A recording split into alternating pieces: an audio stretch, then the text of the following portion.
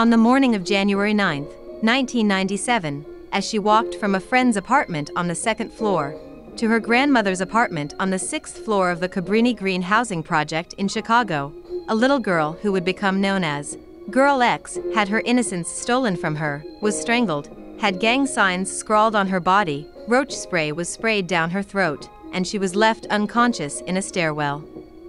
This is the Cartoon News Network's sad look back into the case of Girl X and the lil boy who brought down Cabrini Green projects.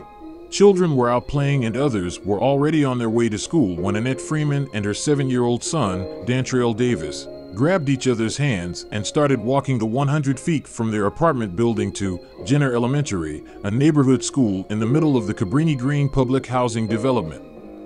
It was a little before 9 a.m. on Tuesday, October 13, 1992. They didn't make it to Jenner. In 3 seconds it happened, Freeman recalls. I heard the bullet sounds and I saw he was already down. I thought he ducked. He never had a chance. One of the shots, fired from a neighboring Cabrini high-rise, hit Dantrell in the left side of his face. He was pronounced dead on arrival at Children's Memorial Hospital.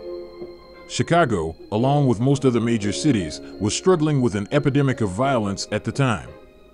Dantrell's killing was one of 943 Chicago homicides in 1992, making for the second highest murder tally and highest murder rate in the city's history. He was one of 3 Jenner students shot that year. For comparison, in 2023, there were 617 reported homicides in Chicago.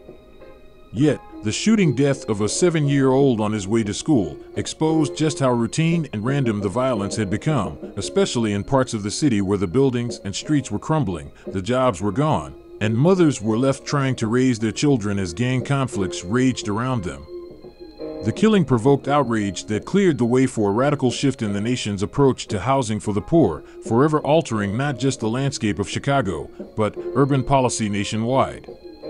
As word of the sniper attack spread, police and news teams swarmed Cabrini Green, a development of 24 high-rises, blocks of row houses, and thousands of residents, 15,000 at its height years earlier, where gang violence was common. In the days before, gunfire had flared between the vice lords who controlled Freeman's building at 502 West Oak and the Cobras at 1157 North Cleveland. Freeman says Danny, as she called him, had learned to drop to the ground at the sound of it. All the kids did in that environment, she said. Detectives soon found a witness who had seen shots fired from the window of a 10th floor apartment at 1157 North Cleveland, about 300 yards from where Dantrell was gunned down. The building was one of several Cabrini high-rises that were more than half vacant, but used frequently by gang members who posted sentries in the upper floors. In apartment 1001, police found 3 .233 caliber shell casings, apparently from a high-powered rifle. Another witness told police that a woman he knew only as Hollywood had related seeing someone called Cabrini carrying a rifle up the stairs of 1157 North Cleveland earlier that morning. Cabrini rang a bell with police. It was the nickname of Anthony Garrett, who umpired baseball in a Cabrini youth league when he wasn't working as security chief for the Cobras. During a stint in the Army, Garrett had specialized in marksmanship. But I guess he was a bad student. In 1981, he was acquitted of killing a rival gang member in a Cabrini stairwell. He'd also been convicted of 6 other gun crimes. On the arrest report, police listed his occupation as drug dealer. Telling police he was plagued by guilt, Garrett signed a confession the next day, or so they said.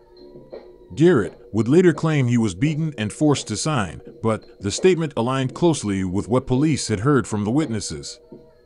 Garrett stated that he was upset when he woke up that day because members of the Vice Lords, a rival street gang, had shot 2 elderly people who were walking to get groceries the night before, the statement said.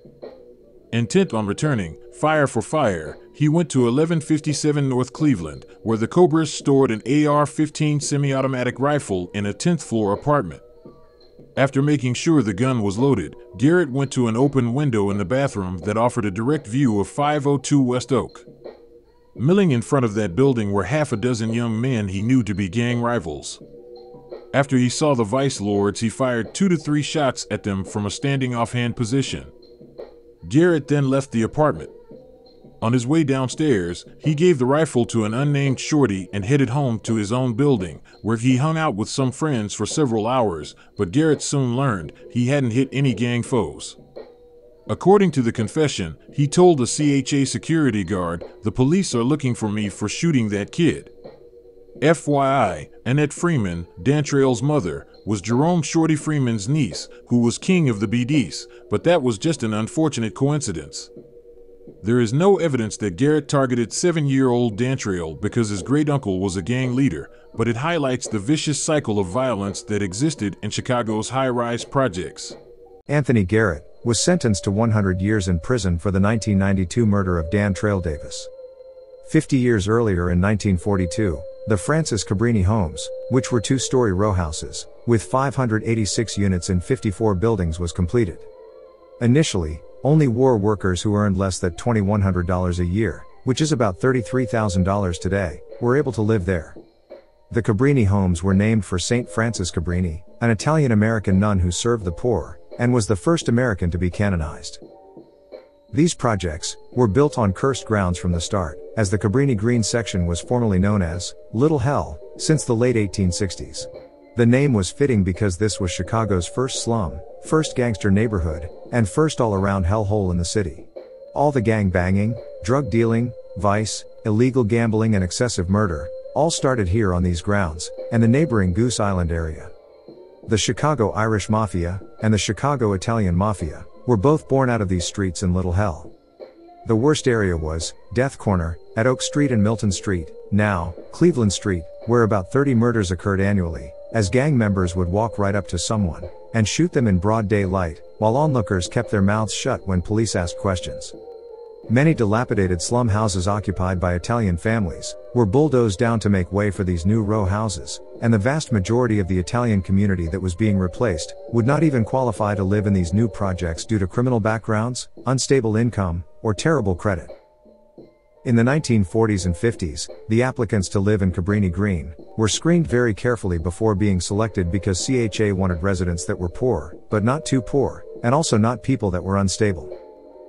This would assure that the buildings would generate enough revenue to make renovations, as required by federal law. Initial regulations stipulated 75% white and 25% black residents. After World War II ended, Chicago's war industry came to a grinding halt. The war industry employed thousands of African Americans that otherwise would have a difficult time securing employment due to skin color. When the projects opened in 1942, the African American population heavily relied on employment in the war industry, but once that industry collapsed, the African American workers were all laid off first, as companies kept their white workers first, even if they did not work as hard as a black co-worker. In 1957, the Cabrini Homes extension, consisting of the familiar, but depressing, mid and high rises with 1,925 units in 15 buildings is completed. Later phases of public housing development, such as the Green Homes completed in 1962, and named after William Green, the longtime president of the American Federation of Labor, put the Green in Cabrini Green, and were built on extremely tight budgets that suffered from maintenance problems due to the low quality of construction. By the time the projects were completed in 1962, most of the Italian community had moved out of the original row houses. And in 1965, the last Italian church, St. Philip Benizi Catholic Church, was bulldozed down, and that was the last of the Italian identity of the neighborhood, extinguishing what was left of Little Sicily. Now, the CHA no longer carefully screened the would-be tenants for criminal and employment backgrounds. Now, applicants were accepted on a first-come, first-served basis. Because the CHA stopped screening tenants, more unemployed people and criminals moved into these projects. As with the Robert Taylor homes, low construction budgets, combined with a desire to fit the maximum possible number of units in the project, led to design decisions that made high-rise towers extremely unpleasant and unappealing places to live. Rather than interior hallways, units in many of the later phase buildings were accessed via exterior walkways, made of bare concrete, and enclosed with chain-link fencing. This meant that residents would be exposed to the elements anytime they left their units to go to other sections of the building, a dangerous prospect during Chicago's severely cold winters. Unlike many of the city's other public housing projects, such as Rockwell Gardens or Robert Taylor Homes, Cabrini Green was situated in an affluent part of the city. The poverty-stricken projects were actually constructed at the meeting point of Chicago's two wealthiest neighborhoods, Lincoln Park and the Gold Coast. Less than a mile to the east sat Michigan Avenue, with its high-end shopping and expensive housing. Specific gangs controlled individual buildings in Cabrini Green, and residents felt pressure to ally with those gangs in order to protect themselves from escalating violence. In 1959, Egyptian Cobras, later known as Mickey Cobras, moved into these projects and absorbed up many of the existing gangs like Imperial Chaplains and Clovers. The Cobras became the first prominent gang to move into these buildings, after they fled the west side of the city, following their loss of territory to the Vice Lords. In the year 1961, a Devil's Disciple founder, Richard Champ Strong, moved into these projects and founded the Black Deuces, also known as Deuces Wild. He spread the Deuces like wildfire, and they fought viciously with Egyptian Cobras. Richard Strong's Deuces reunited and re-assimilated into the Disciples, and they became the second prominent gang to move into Cabrini Green. By the late 1960s, Vice Lords also made their way into these buildings, and became the third prominent organization to call Cabrini Green their home. During the worst years of Cabrini Green's problems, vandalism increased substantially.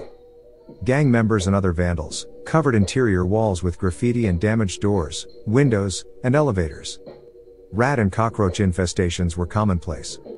Rotting garbage stacked up in clogged trash chutes to the point where it once piled up to the 15th floor.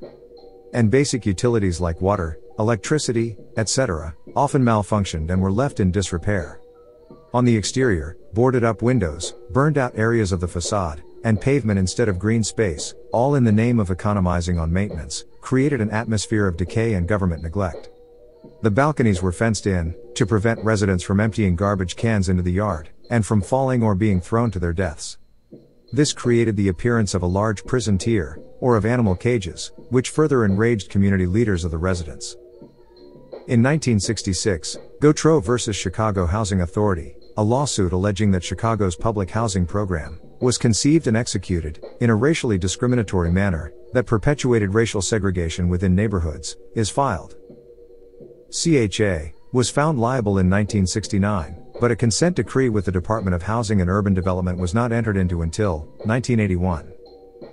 The late 1960s and early 70s would turn the projects upside down with some key events. First, in April of 1968, after the Martin Luther King assassination, snipers set up position on the rooftops of the projects at 1200 North Larrabee, where snipers were shooting at firemen and police. Police later discovered the body of Curtis Jeffro, who had been shot in the head. The police were terrified when they attempted to put down this violent onslaught, because if anyone got close, they got shot. Even after the riots of 1968, the Chicago police were still cautious about policing Cabrini Green. On July 17, 1970, Chicago Police Patrolman Anthony Rizzotto and Sergeant James Severine were shot and killed by gang members, while patrolling community housing for an all-volunteer, walk and talk project. Johnny Veal was 17, in 1970, when he and a 23-year-old man named George Knights, armed with .30 caliber rifles, killed Sergeant James Severine and Officer Anthony Rizzotto as the two cops walked across a baseball diamond in the Cabrini Green housing complex. The officers were investigating a complaint that someone was firing a rifle from one of the apartment buildings when they were killed, and a little boy named Jonas Edwards was shot. The police then had a standoff with the snipers, until they stormed the high-rise towers, locked the towers down, kicked down the doors to several apartments, and made arrests. After this shooting, the police began neglecting patrols of Cabrini Green, as law enforcement became terrified of these buildings, which allowed the gangs to take over this complex from law-abiding citizens completely. And sniper fire sporadically happened throughout the 1970s, 80s and 90s, as the gangs used this tactic to shoot at rivals. The final straw that broke the camel's back was the massive loss of Downtown Loop and near North Side manufacturing companies that laid off several thousand African Americans in 1972. Now, the poverty in the projects would culminate to an even higher level, bringing about desperation as many unemployed single mothers moved in relatives, or others that had criminal backgrounds, but could not help pay the rent. On February 8, 1974, the classic television sitcom, Good Times, ostensibly set in Cabrini Green, though, the projects were never actually called Cabrini Green on camera, but featuring shots of the projects in the opening and closing credits. Showed America that the vast majority of people living in the projects are children under the age of 18, and the working poor, who are trying to improve their stations in life, not criminals committing crimes. In the year 1978, Don Smoke and Bo John converted most disciples in Cabrini Green into black gangster disciples, after a split was made official between black disciples and black gangster disciples, in 1976, marking the end of the Black Gangster Disciples Nation, or BGDN. After the death of the Black Disciples King, David Barksdale, in 1974, there was a power struggle. By 1976, it was clear, instead of a gang pledged to one nation, with two kings, the disciples separated into two nations, with two kings, that theoretically remained allies. In 1978, Don Smoke had a meeting with Larry Hoover in Statesville. While Smoke was in with Larry, Larry asked if Smoke would side with the gangsters, and Smoke agreed. Smoke then got in contact with Bo John, who was on the streets of Cabrini, and got word out that most Cabrini Green disciples would now be known as insane gangster disciples. After this, Smoke got out of prison, and brought a heroin mass distribution operation to the projects. This is a picture of Bo John with a Rolls Royce, in Cabrini Green. From the start, Smoke and Bo John were bringing a large-scale drug trade to these projects, that was previously small and not well organized. This is how Don Smoke and the GDs basically took over most of Cabrini Green from the law-abiding residents, and other gangs, with the Cobras, Vice Lords, and BDs only controlling a few buildings. If you've enjoyed our show so far, please share this video, put some pressure on that like button, and subscribe to the Cartoon News Network, so you won't miss a second installment of our series on Cabrini Green, where we reveal the real reasons why the government blames Larry Hoover for Don Smoke's murder. In March 1981, in an effort to demonstrate a commitment to making the complex safer, then Chicago Mayor Jane Byrne moved into a fourth-floor apartment in the 1160 North Sedgwick Street building with her husband. Backed by a number of police officers and a substantial personal bodyguard presence, she stayed for only 3 weeks, causing residents and community leaders like Marion Stamps to call the mayor's move a publicity stunt. This brought a national spotlight. It led to the well-earned, widespread public perception of Cabrini Green as the worst of public housing. As a security measure, the rear entryway of the unit where Byrne stayed in was welded shut. This had the impact of creating a fortification for gang members when Byrne left. Many other gangs copied this technique in other units after the mayor left in April 1981. In 1992, the horror film Candyman is released, with the story taking place at the housing project where Dantrell Davis lost his life. The 1980s and 1990s saw the roughest times in Cabrini Green as gang wars raged in the projects over control of the drug trade, as heroin and crack cocaine ravaged the community. Gang members controlled the elevators, and would often tax residents for use, even if the gang members did not live there. The elevators were also the scene of rapes, as young women were raped savagely in the elevators, and in the darkened areas of the hallways. But life had to carry on for these women in the projects because some law enforcement officials were too scared, or not interested in helping them. In fact, law enforcement stayed as far from the projects as possible, as they blocked the streets at night near the buildings, which gave gang members the courage to walk around with AK-47s, Tech-9s, pistols, 357s, and Uzis, as they fired them off in the air for the hell of it. This occurred much more often than the show, Gangland, talked about only happening once a year on New Year's Eve, in a show that aired in 1999, when it actually happened on far too many nights in Cabrini Green. Following the sniper attack that left Dantrell Davis dead in 1992, demolition of the Cabrini Green project, aka Sniper Alley, began in 1995. During the years-long demolition process, the night before she was attacked in January 1997, Shatoya Curry, known to the world as Girl X, had slept over at her best friend's apartment, on the second floor of the Cabrini Green high-rise where they lived.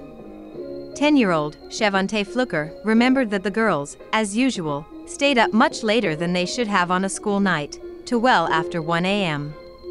They had spent the evening watching cartoons and playing Girl X's favorite game, school. That night, she was the student and I was the teacher, Chevante said. The next morning, on January 9th, the girls got up at 7 a.m., washed and dressed for school.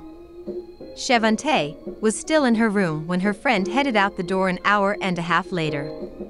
She said she was going upstairs to get her book bag and take her t-shirt to her grandmother's house.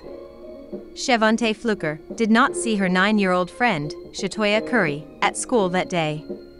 Apparently just moments later, her friend was snatched from the stairwell, just steps from her grandmother's door. Shatoya was brutally raped. The beating that she received left her in a coma for so long that she is now paralyzed and blind. The roach killer that was sprayed into her mouth left her unable to speak. Altogether, as many as 125 police officers worked on the Girl X case. If not by name, police knew almost immediately who they were looking for in the Girl X rape case at Cabrini Green. Someone with a history of sexual crimes. A loner who was known to the residents of Girl X's building at Cabrini, even if he didn't live there. A person with access to one of the building's apartments. A list of suspects was compiled that eventually contained 37 names, but Patrick Sykes was not on that list. There was no number one suspect at that time because almost every man and some of the women in the building were considered suspects.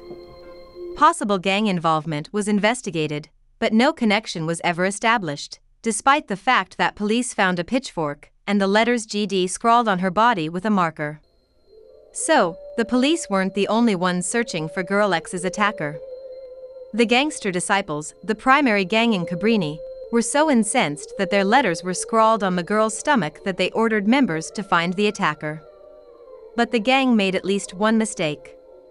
In the hours after the attack, gang members severely beat a man whom they suspected of raping Girl X, sending him to the hospital, police said. Earl McGee, of apartment 505, was on the suspect list. He was interviewed by the police in January 1997, and when interviewed, he was wrapped in a towel, wearing socks, and had knives inside both the socks and his towel. James Alexander, who was also on the suspect list, was known as Raper Man in the building. Wow.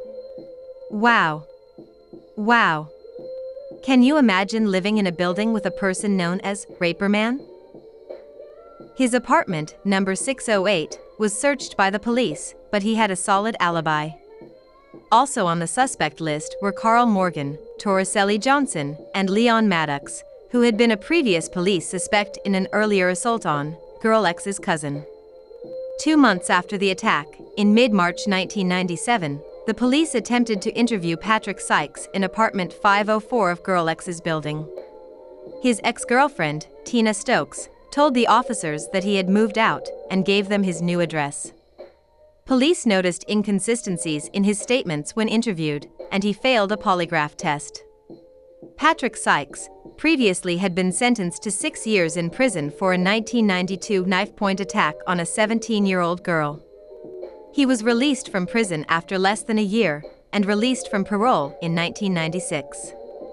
Eventually, Sykes confessed to the attack in January 1997, but not before the monster actually told the police that the 9-year-old girl tried to seduce him.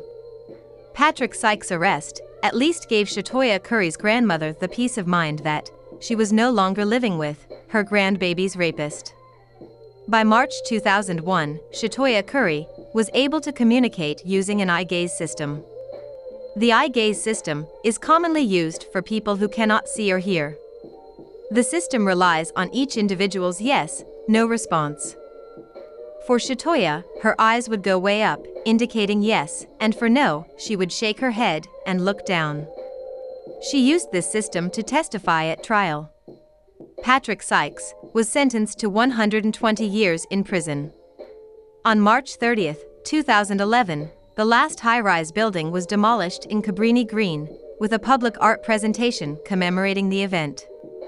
The majority of Francis Cabrini Homes' row houses remain intact, although in poor condition, with some having been abandoned.